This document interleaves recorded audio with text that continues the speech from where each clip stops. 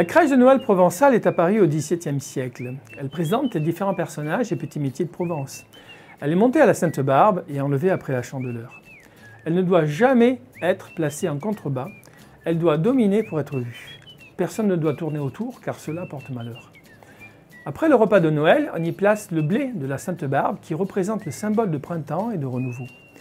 Cette tradition de la crèche aurait été instaurée par saint François d'Assise qui, en 1223, mit en scène dans son église une scène vivante de la crèche avant de célébrer la messe de Noël.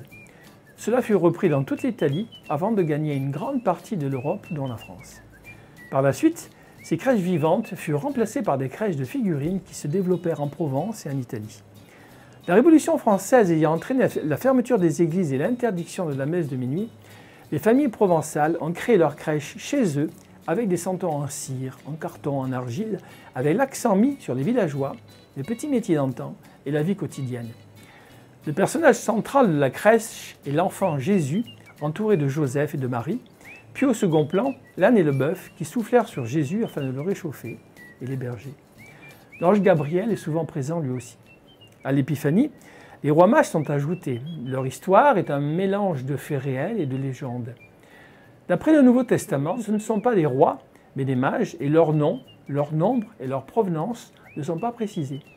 Ils auraient été guidés par une étoile qui se lève à l'est, qui leur permit de trouver le lieu de naissance de Jésus, afin de lui rendre hommage.